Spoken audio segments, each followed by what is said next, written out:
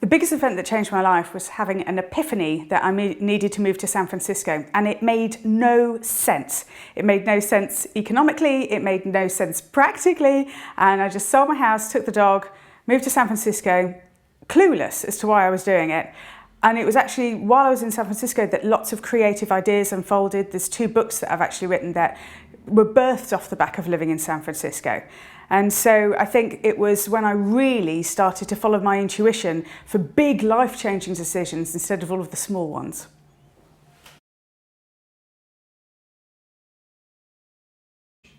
I would say to my younger self constantly and repeatedly at every single age, stop caring so much. Stop trying to do things for other people. Stop trying to make other people happy and find a way to actually listen to your authentic self and what really works for you. And then, because other people project their own limitations on you sometimes, sometimes because they care and they're trying to keep you protected, but sometimes they project those limitations perhaps because they're jealous. And really the only person that you can really fundamentally ever please is yourself. And I would definitely go back and tell my younger self to stop caring quite as much.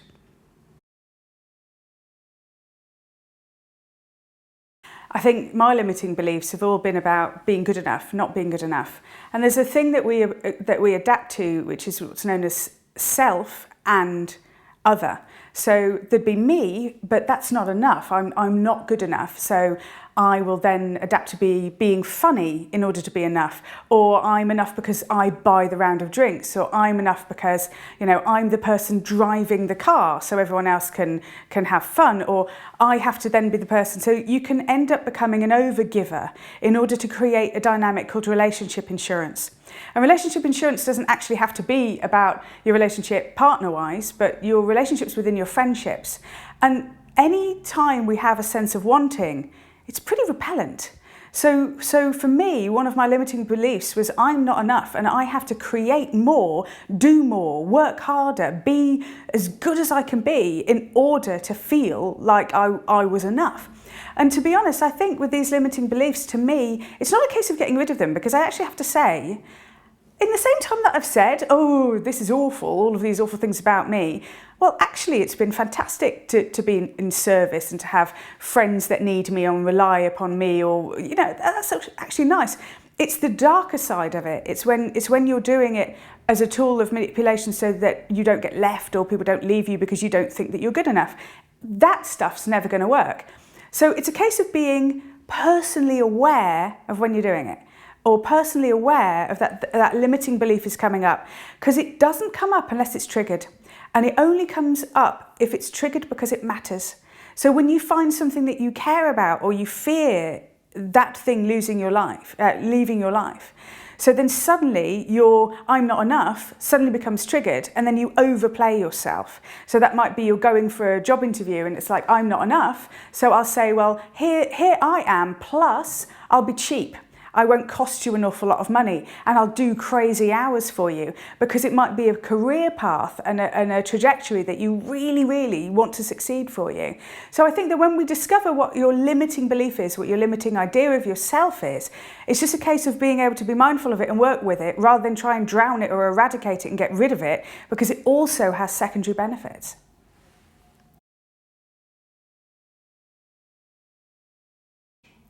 I used to really believe in other people's opinion to give myself strength and courage. It's kind of like creating a clan of people who agree with you. So it might be, should I get my hair cut? And then I'd ask, 10 friends at school, and 5 of them would say yes, and 5 of them would say no, and I'd be twice as confused. And now I've learnt to really trust my intuition. So I really rely on my intuition to make really good decisions, obviously my logical mind too, but I rely on my heart and what my heart is telling me to guide me in life. My heart gives me courage, and my heart gives me strength and self-belief. I definitely believe more in self-belief than confidence, because when you have self-belief, you have faith in yourself, and that's what drives you through when life gets difficult.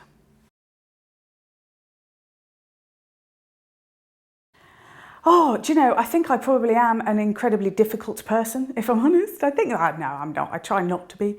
But we all become difficult, and I think people become difficult when they are in a state of fear. And so people become difficult when they, there's usually about, there's an idea that there's 2 fears: losing what you have and not getting what you want. And usually what makes someone difficult is if they believe you're going to take something they have or not give them what they want.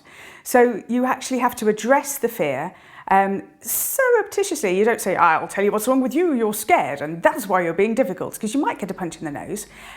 So the way really, in order to help yourself deal with difficult people, is to recognise everything to be a call for love. So even a fear-based reaction to something is a call for love.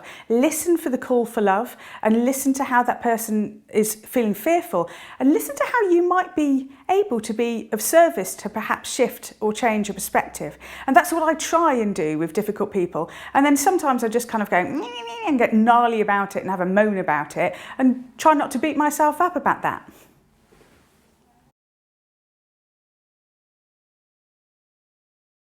I think fear is a fabulous messenger. I think fear is always trying to tell you something. And most of us try and bottle fear or close it down or shut it off because it's unpleasant. And yet, if you just take a moment and you tune into that fear and you say, what is it that you're trying to tell me? Now, usually it's a complete nonsense. It could be that the fear is trying to tell you that you're not good enough. But actually, sometimes the fear is actually trying to say you're ill-prepared for this. And you do need to go and get some research done. You do need to go and perhaps do a couple of things rather than blindly running into something. So for me, fear is a messenger. It also has an energy to it. So before I go on stage as a public speaker, or before I see a client, or before I do anything that has importance, I'm going to get scared because it matters. And by getting scared and knowing it matters, fear is an energy. And I take the energy of fear and I actually use it as a progressive tool that when I go on stage and do the public speaking, or when I'm with the client, I use the energy of fear to actually add a sparkle and something tangible to whatever it is that I'm doing. So first of all, check in, make sure that fear is a messenger, make sure it hasn't actually got a point. And then once you're sure that it hasn't got a point, use it as an energetic force to actually bring greater creativity to everything that you're doing.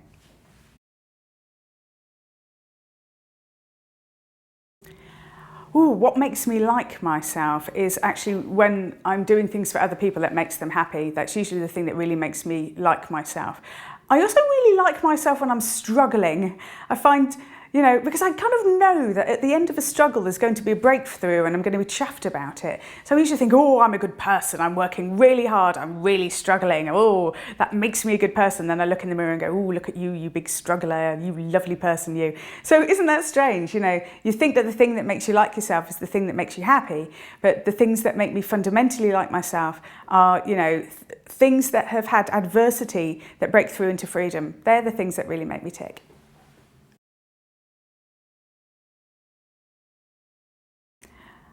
I think you never know you're right. I think that most of us have multiple levels of reality. So my version of reality can be completely different to somebody else's version of reality. So the truth is there is no right, there's no wrong, there's just varying versions of reality. And one thing that I've noticed is that most people are making it up. We don't know why we're alive, not really.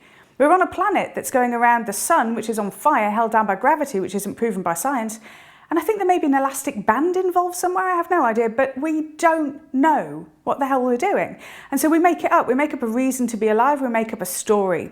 And so to me, the best story that you can make up is obviously the one you're going to be writing, but whatever story you make up, make it a really good story. And you can reappropriate and spin any bad thing that happens to you. You can turn it into a good thing. So I don't believe in right and wrong or good or bad.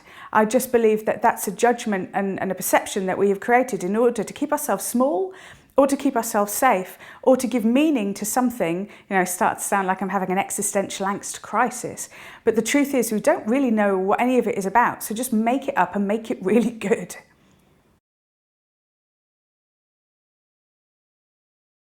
I think what makes me really happy, the things that, if you kind of quantify when I'm the most happiest, it's just around good people. It's good people, good conversation, and feeling really supported where you can really be your authentic self. That's when I'm the most happiest. That and dancing, and the dog. The dog makes me happy too.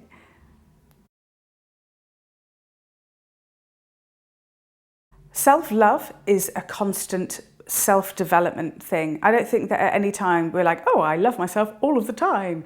And to me, the idea of self-love, I used to think that in order to love myself, I had to do a lot of work on all of the things that were wrong with me and who I was. So I thought, if I could change this thing about me, so say for example, if I could become less judgmental or less snarly or I could be, I don't ever speak behind somebody else's back, or if I could eradicate all of the things about myself that I didn't like, then I could love myself. But in actual fact, I think all of those things go to make up what's known as a person. They go to make up what's known as a personality. Now, obviously, I'm not saying, here's an open excuse to be a complete arse. What I'm actually saying is that you can't wait for all of those things to go away. You have to accept them and accept yourself for who you are. I am a work in progress, and therefore you deserve to be lovable, and you are lovable without having to fix any of these things. So for me, it's like a constant reminder of, even though this might be this thing that I wish wasn't true about myself, if I accept it, then I can love it. But if I hate that aspect of myself, then in actual fact, I end up having twice the amount of negativity that I was actually trying to eradicate in the first place. It's a little bit like being unhappy about being unhappy. That's twice as unhappy. Whereas if you can say, I'm unhappy and that's okay with me, it's okay to be unhappy. It's part of the human progression, because I don't judge being happy. And so why am I judging being unhappy as being a mental disorder? There's been a really big shift in psychology, in this idea really that as soon as we could fill out forms and mental conditions could be diagnosed by computers and mathematics, we suddenly ended up with this diagnosis of a spectrum of mentally well and mentally ill. And so mentally well people seem to have to be happy or at a state of equilibrium, and that's supposedly normal. But normal is a full spectrum.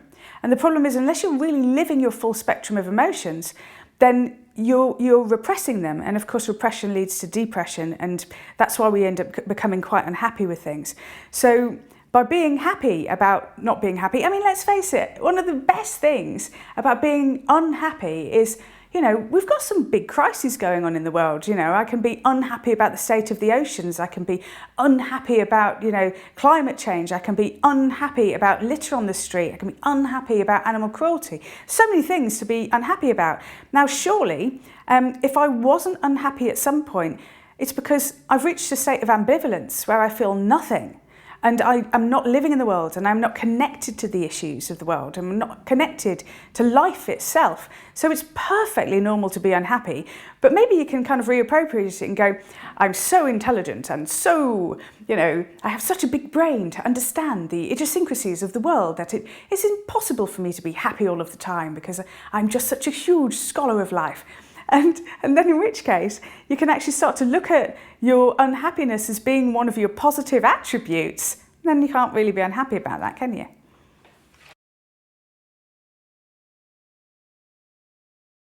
The truth that I heard that blew my mind was when my first ever self-help book that I ever read was M. Scott Peck's The Road Less Travelled. And in it, he starts, life is difficult. And as soon as you understand that, life gets a little bit easier. And it was kind of like one of those moments which I call an epiphany face palm. It's like, poof, epiphany face palm, where you suddenly kind of go, I get it. I've been moaning and miserable about how difficult my lot is. And in actual fact, if I just said, sometimes life is a bit difficult, actually, by not judging it being bad by being difficult, I'd be really quite happy with it.